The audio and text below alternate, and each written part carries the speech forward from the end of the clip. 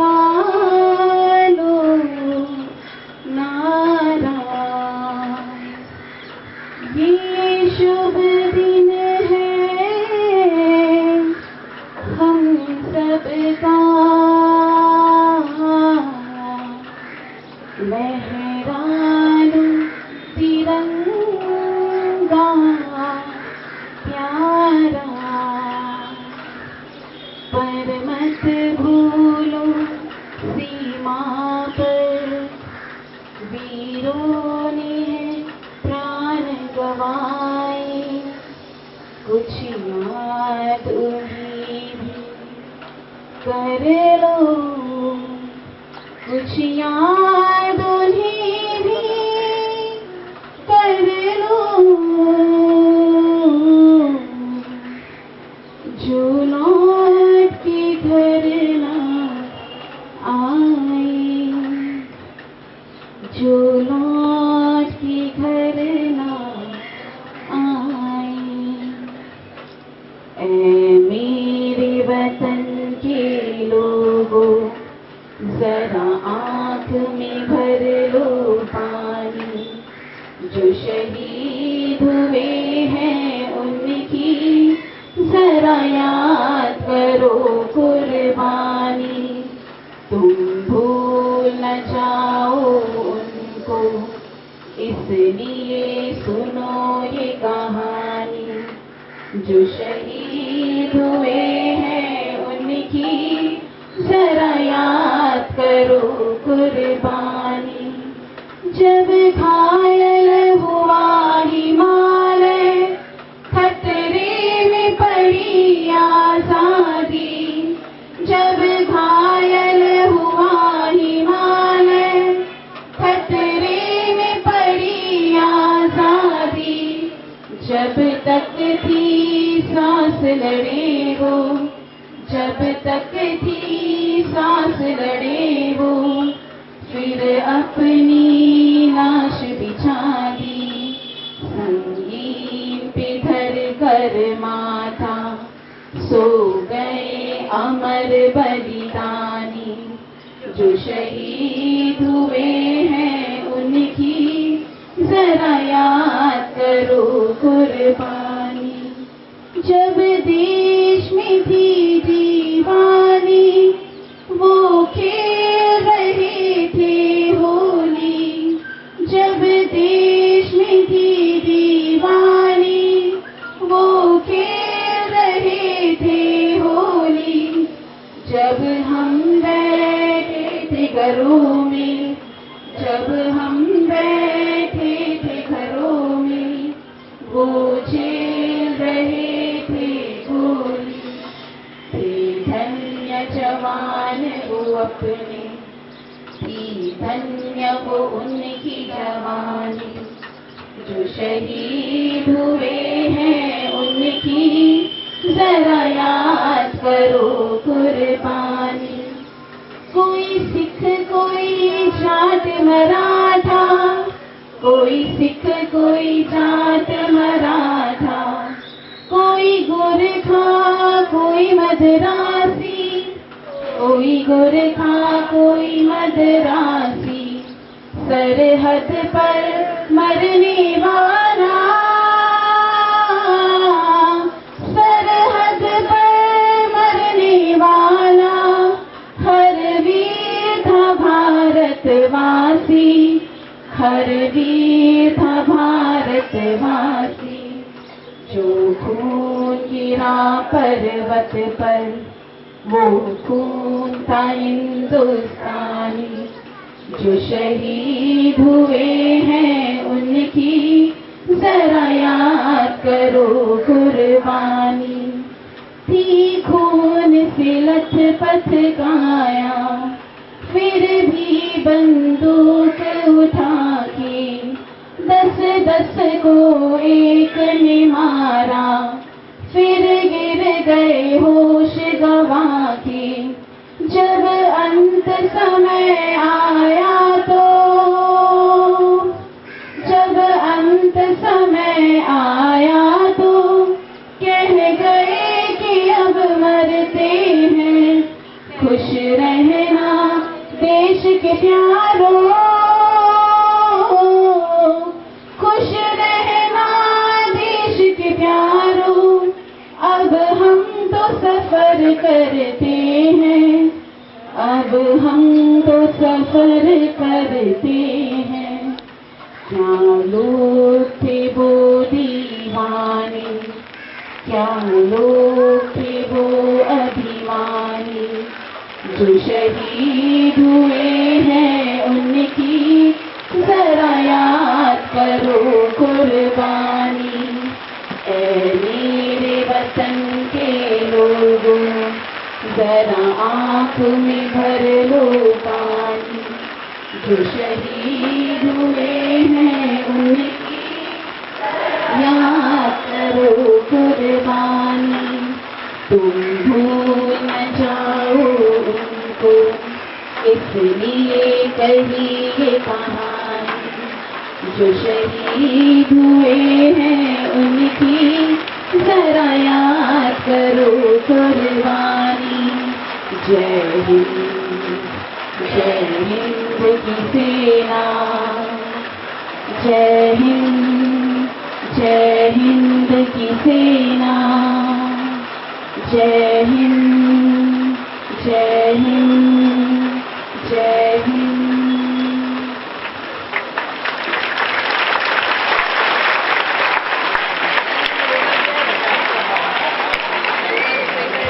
Hello, आपके गाने से आसमान भी रो पड़ा, तो ये हमारी तरफ से सच्ची श्रद्धांजलि थी।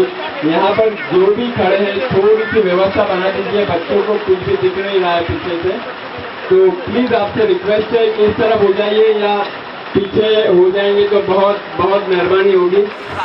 चलिए मार्च पास, चलिए जल्दी मार्च पास।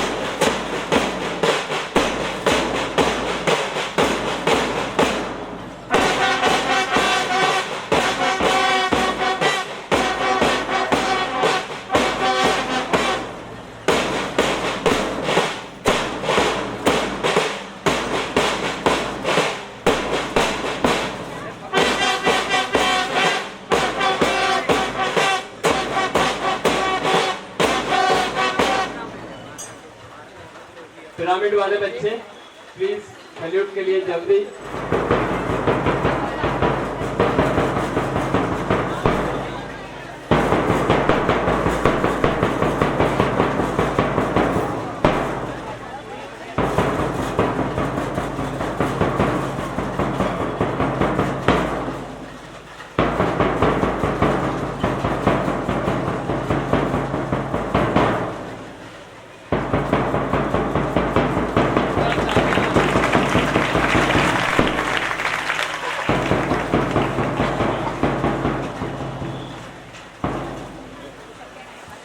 डांस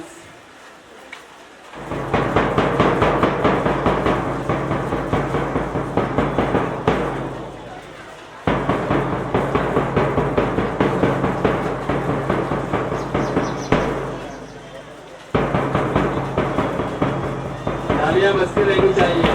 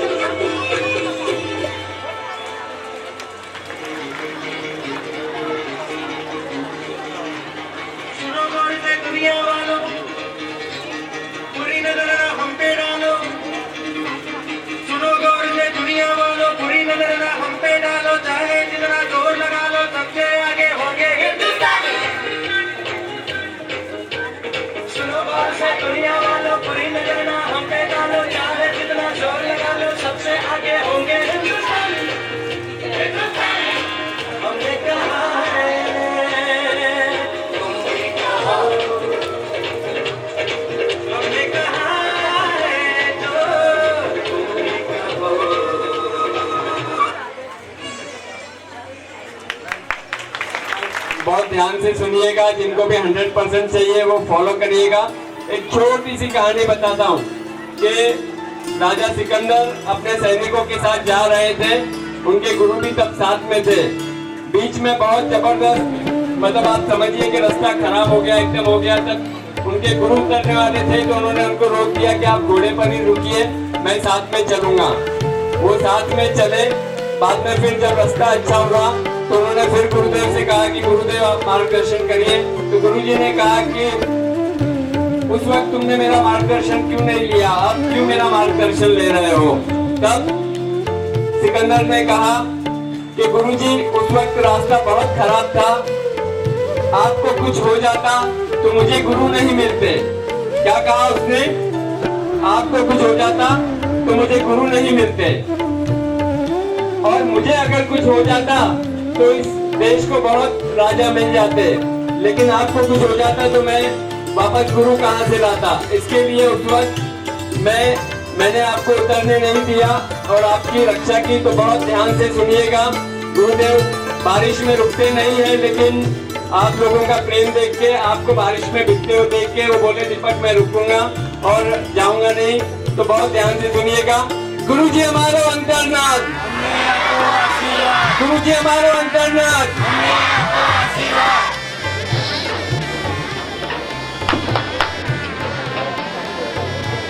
देश की सुरक्षा के लिए 5 मिनट के लिए जो अपनी भावनाएं व्यक्त की, बहुत अच्छी और बहुत सुंदर बात है। आज 15वीं अगस्त भारत को स्वतंत्र हुए 71 साल हो गया। आज 72वें साल का प्रारंभ होता है। पिछले इतिहास को देखो, 1000 वर्ष तक भारतवर्ष के सभी जन ने पराधीन अवस्था के अंदर जीवन को निर्वाह किया। 1000 साल के बाद 1000 साल के अंदर 700 साल तक विदेश से आए मुगलों ने अपने पर राज किया। उनको जाने के बाद 300 साल तक अंग्रेजों ने राज किया, और 1000 साल के बाद जब स्वतंत्रता अपने को मिली, स्वतंत्रता बहुत अच्छी बात है, आनंद की बात है, मगर स्वतंत्रता मिलने के बाद यदि देश की सुरक्षा, देश का प्रेम जीवन में नहीं आया तो मिली हुई स्वतंत्रता कोई काम की नहीं है। आज आप सभी को देखते हुए यही भावना होती है, भारतवर्ष संस्कार और संस्कृति से शोभा बढ़ा रहे। जन जन के अंदर संस्कार और संस्कृति है, और संस्कार और संस्कृति को निभाने के लिए, बचाने के लिए आप सभी की जिम्मेदारी है। संस्कृति अपनी ओर रही कि पूर्व काल के अंदर राजाओं राज्य करते थे, मगर राजाओं को राज्य करने में मार्गदर्शन देने वाला साधु संत था। वो अपनी पुरानी संस्कृति थी। संस्कार वो था कि संयुक्त कुटुंब में रहकर माता पिता को भगवान की तरह मानकर, परमात्मा की भक्ति करके, गुरु की सेवा करके अपने जीवन को उन्नत बनाने की भावना और संस्कार था। तो वो संस्कार और संस्कृति के ऊपर कुठाराघात करने के लिए आजकल यह भारतवर्ष के अंदर बाहर से आए हुए लोग उनके ऊपर घात कर रहे हैं। लेकिन दुख की बात तो यह है, आज नेताओं को जितनी कुर्सी की पड़ी हुई है, इतनी देश की पड़ी नहीं हुई है।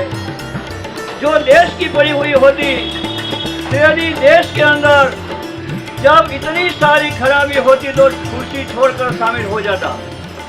मगर सड़क के ऊपर आज आपने शहीद को सलामी दी, अच्छी बात है। सड़क के ऊपर रहने वाला देश की सुरक्षा करने के लिए हमेशा रात और दिन तैयार रहते हैं, मगर जब सड़क के ऊपर वो शहीद होता है तब नेता लोग बोलते हैं हमारी बातचीत चलती है, ये सब ऐसा हो जाएगा। वो कुर्सी के ऊपर बैठ के बातचीत करते हैं और सरहद के ऊपर लोग मरते हैं। उनकी उनको फिक्र नहीं है, उनको फिक्र खाली कुर्सी की है। ये बहुत कम नसीबी अपनी है। इसीलिए इतना आप सोचना, यहाँ भारतवर्ष में रहा हुआ जो नागरिक है वो सर्वोच्च है। भारत में पीएम सर्वोच्च नहीं है, राष्ट्रपति सर्वोच्च नहीं है, मगर भारत में रहने वाला जो नागरिक वो ही सर्वोच्च है। इसीलिए पीएम सीएम को कुर्सी के ऊपर बिठाने वाला कौन? राष्ट्रपति को भी कुर्सी पर बिठाने वाला कौन? तो भारतवर्ष के जन जन के हिसाब से नागरिकों ने उनको बिठाया है। जब एक कुर्सी पर बैठने वाला नागरिक का यदि ध्यान नहीं रखे तो आप भविष्य काल के नागरिक, भविष्य काल के देश की सुरक्षा करने वाले हो। इसलिए आप यही समझना कि भविष्य काल में हमको यह बुद्धि होनी चाहिए, देश की सुरक्षा के लिए यदि बलिदान देना हो तो हम दे देंगे। यदि एक बार कुर्सी मिल गई, सत्ता मिल गई, सत्ता छोड़ने का अवसर आया तो सत्ता हम छोड़ देंगे, मगर देश की हम सेवा करेंगे। यह भावना रखेंगे तो ये देश सुधरेंगे। बाकी तो आजादी मिली है, मगर आजादी में कितनी स्वतंत्रता है, कितनी शांति है, कितना सुख है, वो तो व्यक्ति खुद जानता है कि आजादी मिलने के बाद आप सुखी हुआ या दुखी हुआ। इसलिए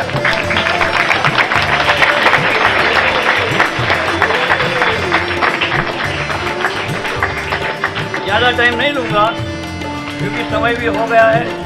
हमारे यहाँ भी प्रोग्राम है।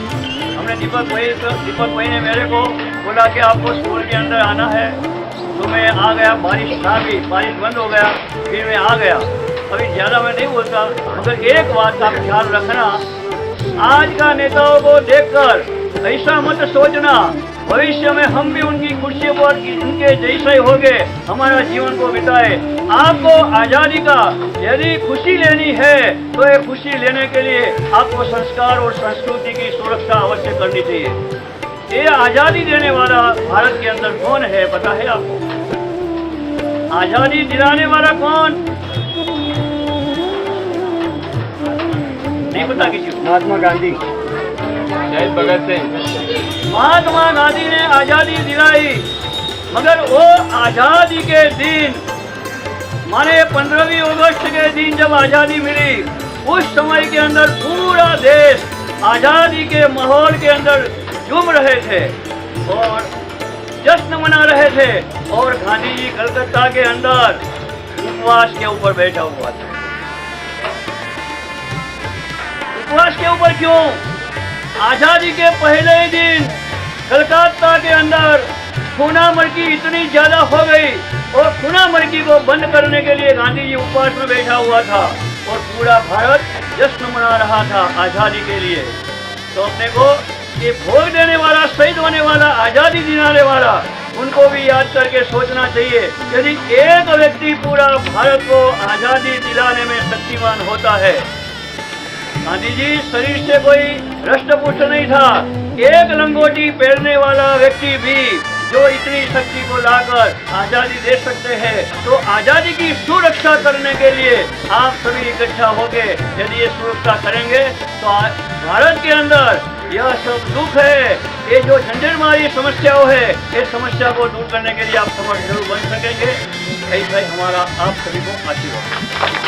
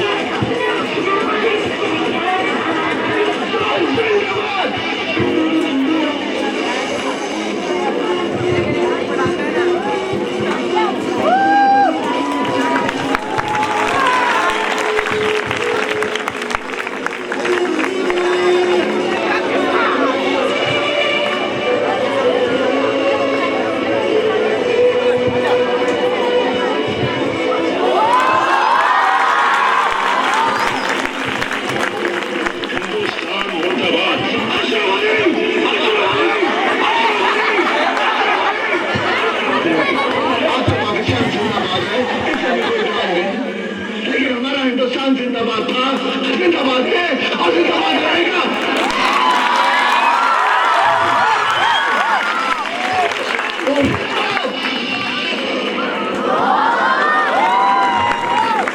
Please give them a round of applause.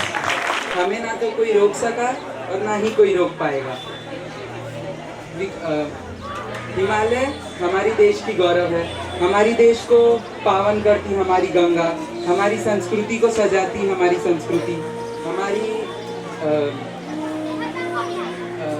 संस्कृति को सजाती हमारी देश को सजाती हमारी संस्कृति।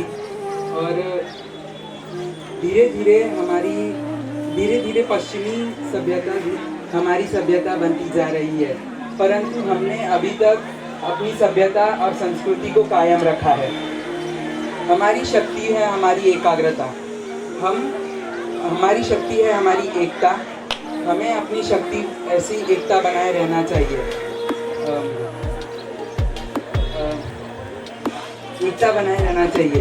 कई जगह पर देखा गया है कि हिंदू मुस्लिम अमीरी गरीबी ये सब के बीच में भेदभाव किया जाता है, परंतु यह बहुत गलत है। हमें ये नहीं करना चाहिए, क्योंकि सरहद पर खड़े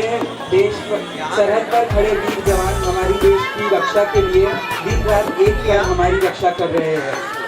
तो हमें क्यों ऐसा लगता है कि हमें भेदभाव करना चाहिए? हवा बहता है तो यह नहीं पूछता कि तुम्हारा धर्म क्या है, तुम्हारा जात क्या है। सूर्य की रोशनी भी सब पर एक समान पड़ती है। यहाँ तक मच्छर भी काटता है तो भेदभाव नहीं करता। यह नहीं पूछता तुमसे तुम्हारा जात क्या है, तुम्हारा धर्म क्या है। तो हम क्यों ऐसा करते हैं? यह हमारा करना सही है? नहीं ना। तो हम आज से और अभी से प्रतिज्ञा लेते हैं कि हम हमेशा एकता बनाए रखेंगे और हमारी देश की शक्ति को और दुगनी करेंगे। और हाल ही में सरहद पर चार वीर जवान अपना जान खो गए। उनके लिए हम अपनी स्कूल की तरफ से श्रद्धांजलि प्राप्त करते हैं। इसी शब्द के साथ मैं अपनी वाणियों को विराम देता हूँ। जय हिंद, जय Maharashtra. Now, in our midst, we are having Advocate Mamta Hasrajani and Advocate Sunil Sharma in our school committee of Our Lady of Valentine High School and Junior College. They will be here with us in the school committee to advise us legally. We welcome you, ma'am. We welcome you, sir.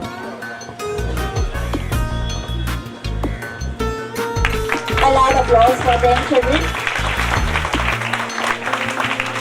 So here they are in our midst to advise us legally any problem in our school.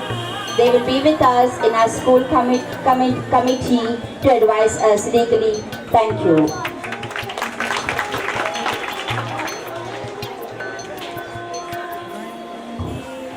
माननीय अध्यक्ष महाशय, madam, शिक्षक वर्ग व माझ्या शाळा मित्रमैत्रिणींनो, आज स्वतंत्रता दिवस. हा दिवस आपण राष्ट्रीय सण म्हणून साजरा करतो. 15 ऑगस्ट 1947 साली रोजी भारत स्वतंत्र झाला. 150 वर्षाच्या गुलामगिरीच्या बेड्या गळून पडल्या, पण हे स्वातंत्र्य काही सहजासहजी मिळाले नाही. अनेक थोर वीरांनी स्वातंत्र्यासाठी आपल्या प्राणाचे बलिदान दिले आहे. स्वातंत्र्य दिन साजरा करताना आपण या हुतात्म्याचे स्मरण करतो. हा फडकणारा झेंडा पाहून सर्व भारतीयांची मने अभिमानाने फुलून जाते. हा विश्वविजेती रंगा झेंडा आपला राष्ट्रध्वज आहे. सत्यमेव जयते हे आपले ब्रीदवाक्य आहे. जनगण मन हे आपले प्रियतम राष्ट्रगीत आहे.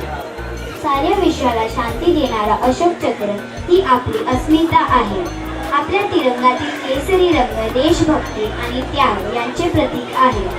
पांढरा शुभ्र रंग शांतता, प्रियता आणि मांगल्य यांचे प्रतीक आहे. तसंच हिरवा रंग समृद्धीचा दर्शक आहे.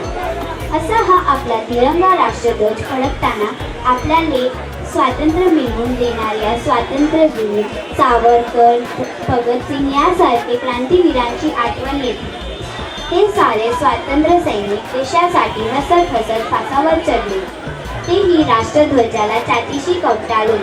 ते सारे रोमांचकारक सोनेरी क्षण आठवतात आजही आपले मने आनंदाने भरून जातात. ज्या ज्या वेळी आपल्या भारतावर परकीय आक्रमण येतात, संकट येतात, मग ती नैसर्गिक असो वा मानवनिर्मित असो, त्या त्या वेळी आपण भारतीय एकत्र येतो आणि यशस्वीपणे त्या संकटाला सामोरे जातो. त्यावेळी जगाच्या पाठीवर कुठेही वावरणाऱ्या प्रत्येक भारतीयांची मने एकच मंत्र गुंजत असते आणि तो म्हणजे सत्यमेव जयते. आपल्या देशासाठी लढत असताना मीराबाईंचे शहीद झालेले मेजर कौस्तम राणे यांना भावपूर्ण श्रद्धांजली. जय हिंद, जय Maharashtra. So friends, it was a mesmerizing and beautiful performance for all of us today. We owe great thanks to the great freedom fighters and respected Major Rane who gave their lives and made sacrifices because of which we are here together today. Let their souls be rest in peace. Jai Hind, Jai Maharashtra.